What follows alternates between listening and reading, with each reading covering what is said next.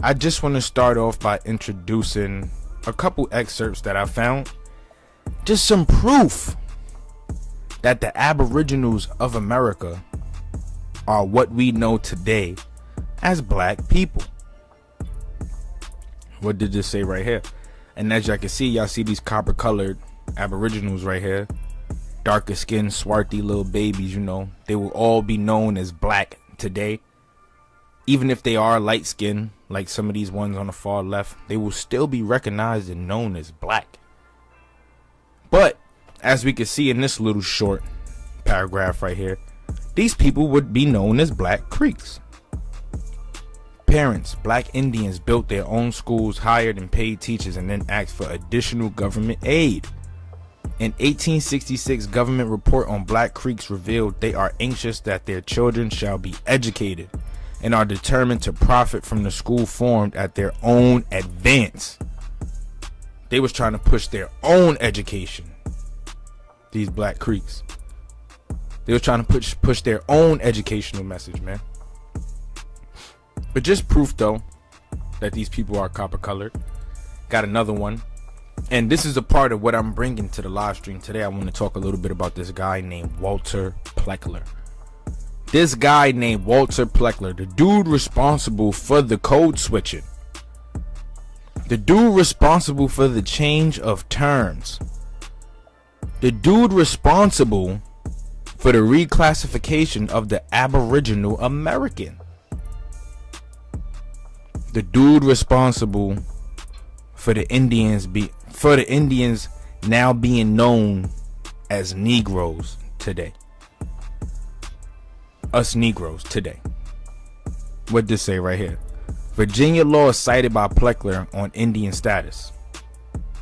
The Virginia Bureau of Vital Statistics Act, in strict accordance with law in classifying so-called Virginia Indians as Negro. Dr. W.A. Plecker, State Registrar of Vital Statistics, declared today the dude responsible. The Virginia Indians were reclassified from Indian to Negro. On that 1790 census, you guys can go check it out, and we spoke about it on one of our last drops, one of the recent drops. In 1790, Indians were being classified as IN, or Indian, or free people of color. They was under that bracket, or slaves, depending how dark or how much you fought, or how dark your skin was. On the 1790 census, that's what it says. And then fast forward up until the 1800s, early 1900s, we have the reclassification jumping from Indian to colored, to free person of color, to colored, to black, then to the N-word, then to African American, which is what we see today. The complete reclassification. This man is responsible for that. Dr. Plecker's statement came in answer to a charge made by James R. Coates before a meeting of the Norfolk Kiwanis Club. Mr. Coates accused the registrar of acting on pure prejudice and classifying the Pamunkey Indians as mulattoes and branding them Negroid. Now, why else would they be branded Negroid? Because of that brown sugar, baby. That brown, swarthy skin tone, that melanin. Not just black. That melanin. It's all because of the melanin. They hate us because of the melanin. Stop. Stop. Just let go, bro. Drop it. It's alright. It's alright. We know we got it. We know we the hottest thing out. We know y'all can't sit under the sun as long as us. We know. It's okay. We can still show love. You feel me? We can still show love. Got another one. Now this is a nice little excerpt. We're gonna read several parts of this. This one is regarding the Yamasee Indians being classified as Negroes, or quote unquote Africans. Let's check this out. The large Negro population on the coast of South Carolina is quite different from this here described. The mayor of Beanfort says the town is remarkable for quiet and good order. For 20 years past, not a single individual had been killed or seriously injured in any disturbance with the corporate limits. That is the statement of the mayor of Beaufort. That's what it's called, sorry. And Beaufort is probably the blackest spot in the whole South. That is to say, the Negro population predominates more than anywhere else. There is a peculiar historical fact connected with that town I would like to mention to the commission. That is the place where the federal troops first set the Negroes free. It was done on those islands in the neighborhood of Beaufort, and they are now there the predominant race, and this mayor refers to them as a quiet community. Ha! That's a banger right there. That's a banger. Quiet community. See, now, we always been looked at as the rowdy ones, but we got this mayor of Beaufort in South Carolina clearly classifying the Negroes, the people that live in the community, as the quiet community, saying it's the blackest spot in the whole South. A most peculiar thing is the quarter refugees, whatever. In his book on the human race asserts the fact that the African lived on these islands long before the discovery of the American by Christopher Columbus. Now, when they say this term African, right, they're only considering the person to be African because of the color of their skin. You got to understand, copper-colored people existed all over this world, all over the globe. Melanated from the east to the west, north to the south. So you got to understand that African stuff right there, that's all like a conjecture. You know, it's an opinion, a suggestion. You're assuming these people are African.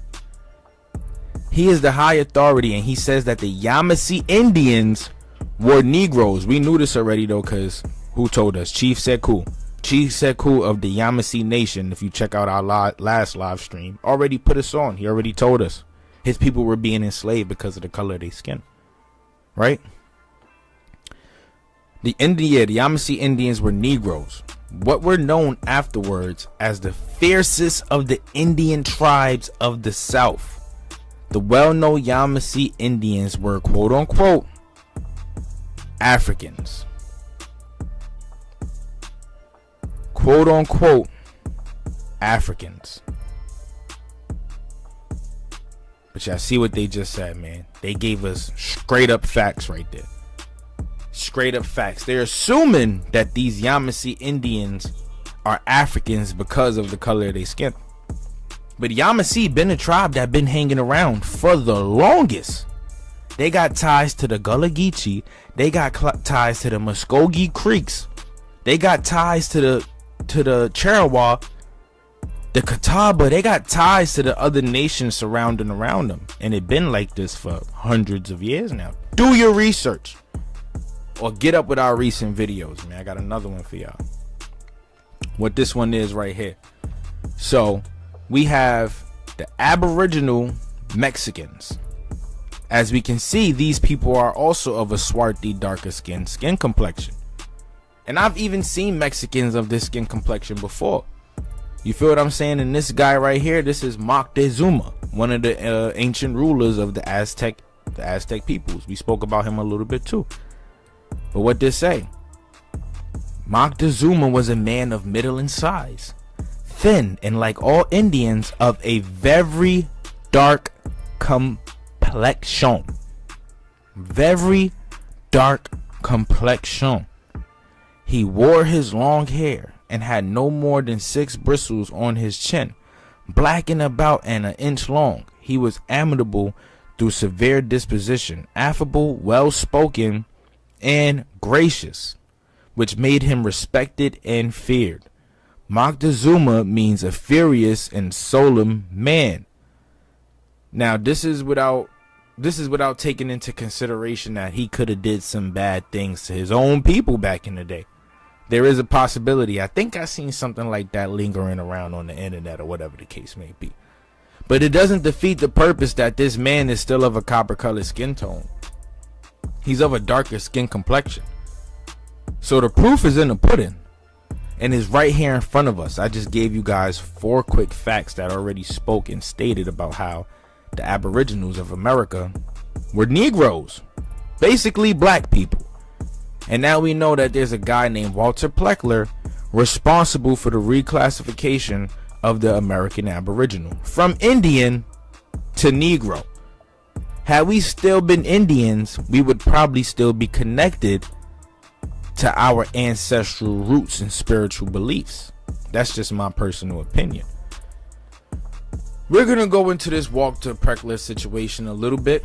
Like I said, you guys, we're definitely gonna dive right back into this Indian slavery in South Carolina book, because they got more to give us and I got more to give y'all.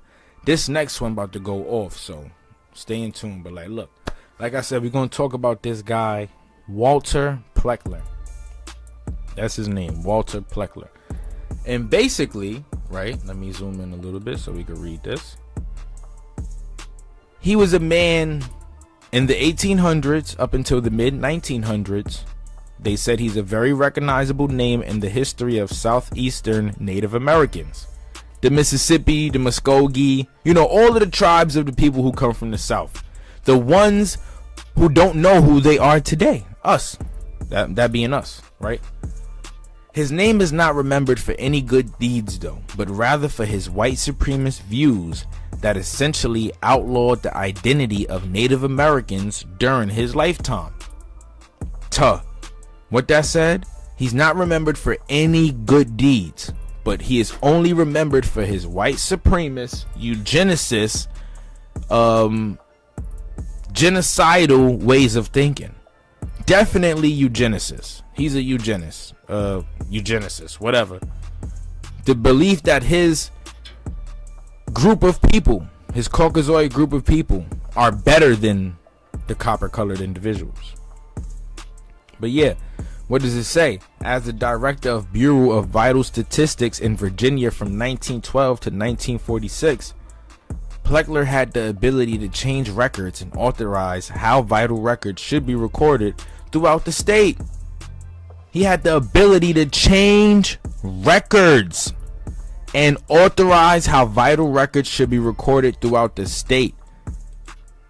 I always think about how Kanye said in that song, no one man should have all that power. No one man should ever have this much amount of power. The ability to change records and authorize how vital, see this word right here, vital records should be recorded throughout the state. This means that depending on however he felt, if he felt the type of way, he was going to do whatever he was going to do based off how he felt. Soy boy activities, bro. Straight up soy boy activities. But anywho, it says, in the racial binary that Plecker was molding, there was no place for Native Americans. There was either white or colored. Now, is one reason why they are sanctioned the colored, and that's because colored people had high levels of status in the 17 and 1800s. So you can't directly disassociate the colored people because they're important too. But these Native Americans, nah, we're going to treat them the same way we've been treating them all these years. Invaluable. So he said there was either white or colored. So depending how light your skin is or how dark your skin is, you got to lean towards one of these sides. And now you have a bunch of Aboriginals reclassifying as white or reclassifying as black, colored. And in the from 1912 to 1946, y'all already know what time it was for colored people. Y'all already know what time it was. I got colored people in my family ancestry. They're classified as colored. The ones from South Carolina. That's the crazy part. No exceptions. Plecker was responsible for creating the Racial Integrity Act of 1924, which legally classified all Virginians as either white or colored and outlawed all forms of miscegenation. Let's check this out real quick. I ain't trying to be on no edge shit. You feel me? Trying to give y'all content that I can't understand myself. Sexual relationships or reproduction between people of different ethnic groups. They outlawed all forms of intercultural marriage, you know, interracial relationships. They outlawed that stuff. Basically, that's what the Racial Integrity Act of 1924 was. We're going to cover that in a later video. But as you can see, these laws and treaties been a thing that been holding Aboriginal people back ever since the 1700s. So it's like 300 years of a freaking curse. 400 years of a curse. 400 years of physical that turned into a mental slavery. Plecker pressured the Census Bureau to eliminate the mulatto category, a racial category that Native Americans in the Southeast were most often labeled under. We already spoke about that. We know what it's hitting for with that. And from 1930 onward, mulatto was no longer used in the federal census. What is important to understand about the Plecker era is that his obsession with keeping the races separate was well received by many Virginians. This was Jim Crow South, and Plecker's racist ideas were mainstream. Adolf Hitler, leader of Nazi Germany, was also influenced by Plecker's views on race and eugenics. What did I say? He's a big eugenicist. A big eugenicist. No. My racial group is better. Black people don't deserve these classifications. That's basically what they're saying. These Indians don't deserve these classifications. Because Plecker felt no shame in his actions, he left behind an extensive paper trail. Plecker and those working on his behalf were known to have changed vital records. For example, so this is of a man named Houston Robert Beverly and wife named Lee Anna Clark. Their race is Indian. Birthplace Amherst County, Virginia. Father Beverly, Annie, and mother is Annie Roberts. Right? And it's proof. It's basically saying that this is proof. A marriage record of two Moncon Indians. Houston Robert Beverly and Lee Ann Clark. You can see how their races were originally recorded as Indian. And then someone went back with a pen and wrote mixed. Someone went back with a pen and wrote mixed under Indian. But they were already classified as Indian. That's crazy, bro. That's crazy. If it was this easy to like rewrite marriage documents and stuff like that, then you can only imagine how this played out for so many other people, their families and bloodlines. You don't know where you come from because they took this term out of your race. You were only black or white. How vague is black or white though? You tell me I'm black, what the hell is that? You cannot tell a black Jamaican that he is just black. No, man, I'm Jamaican. No, even for Dominicans and Trinidadians and even people from Cambodia, if they dark, you tell them they black. No, I am Cambodian. Yes, my skin is dark, but I know where I come from. We don't. And it's because of stuff like this. The reclassification. With the stroke of a pen, Plecker attempted to erase the identity of Virginia's Native Americans, and the impact of Plecker's work is still felt today. The Pamunkey tribe, after decades of waiting, just received federal recognition from the BIA, also known as the Bureau of Indian Affairs, and have become the first Virginia tribe to receive such a recognition. However, there are close to a dozen of state-recognized tribes in Virginia that are still seeking federal recognition, and they are facing quite an uphill battle because of Plecker's legacy. Now, this must mean that most of these Indians have brown skin complexions, dark skin complexions. They must have that copper tone. That's the only way you'll be swayed away from white into the colored realm. We are all colored. All of us.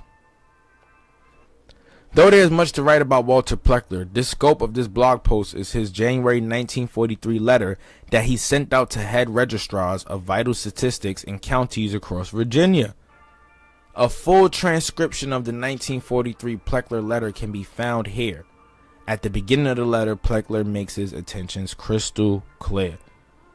On December 1942, letter to local registrars also mailed to the clerk set forth the determined effort to escape from the Negro race of groups of free issues or descendants of the free mulattoes of early days, so listed prior to 1865 in the United States Census and various types of state records, as distinguished from slave Negroes.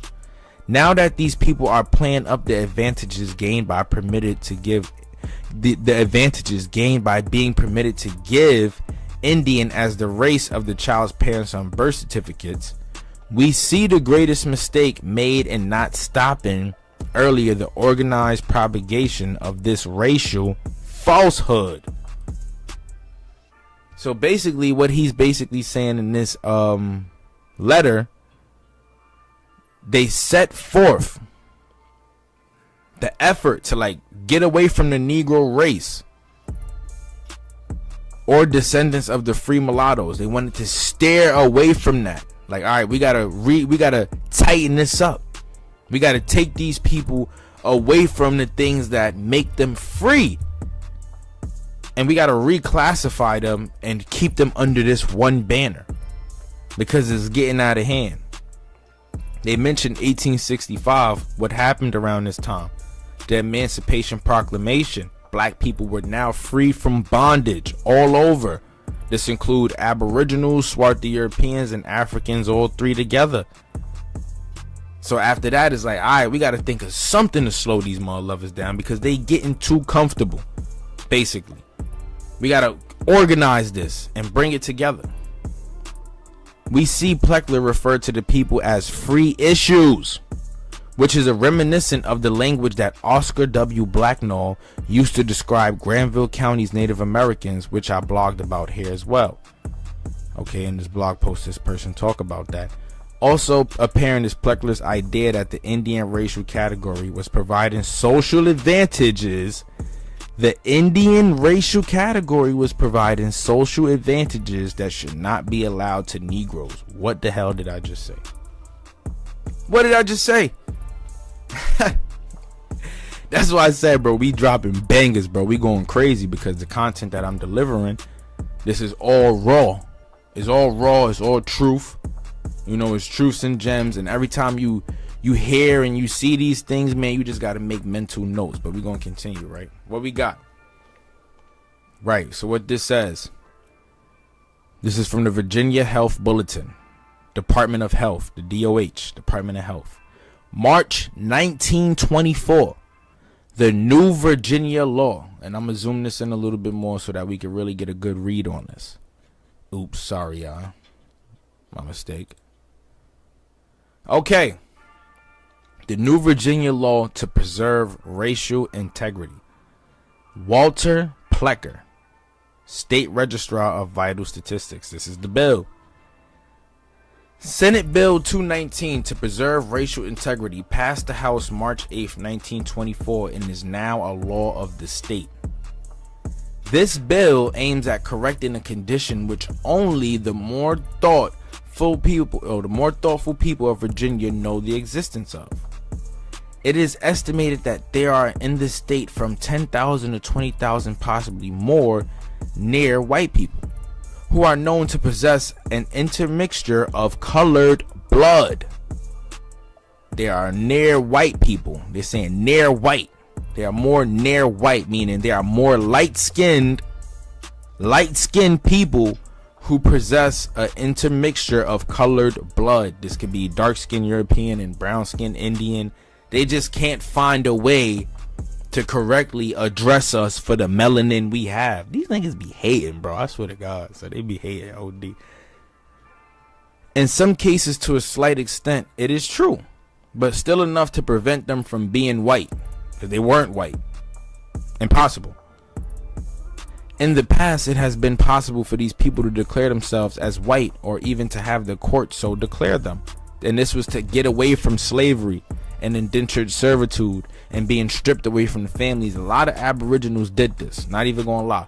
They found, they rubbed shoulders with white people so they could get these passes that white people were getting, even though white people were also indentured servants at one point in time.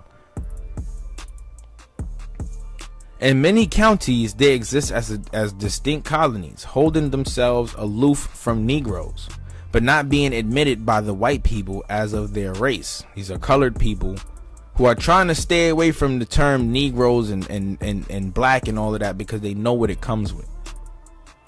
They know what it's coming with.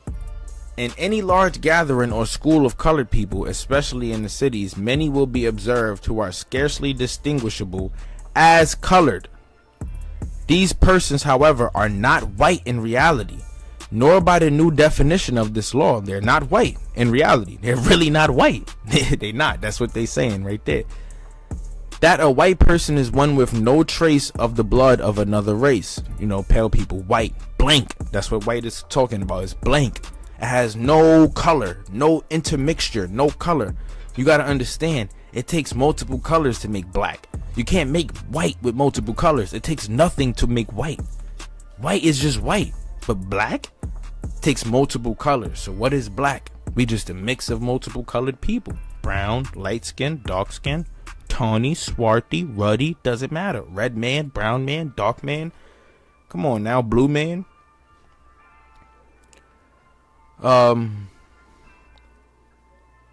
Right. Except that a person with 1/16th. How do you find 1/16th? If you break down an eighth of weed, 1/16th of that ain't even a spliff. So how do you measure 1/16th of one's blood?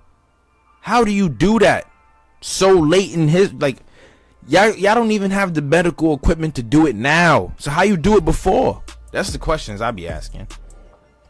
1/16th of the American Indian. If there's no other race mixture, they may be classified as white. Their children are likely to revert to the distinctively Negro type, even when all apparent evidence of mixture has disappeared. The Virginia Bureau of Vital Statistics has been called upon within 1 month for evidence by 2 lawyers employed to assist people of this type to force their children into white public schools. What did they just say? The Bureau of Vital Statistics was called upon by 2 lawyers to assist colored people to help them force their children into white public schools so they could become passable. They could be passed as white, even if they were light skinned. That's sort of kind of like Michael Jackson changing his skin color from brown to white, basically.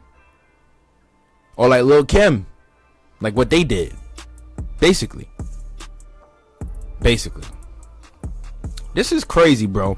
This whole Walter Plecker stuff really, it blew my mind, because it's like, I knew we had haters, but I didn't know we had hate like this many haters. We got haters who just be hating on us for no apparent reason whatsoever. Why hate when we could just all celebrate? You don't like my skin? Oh well, there's nothing that we could do about it no more.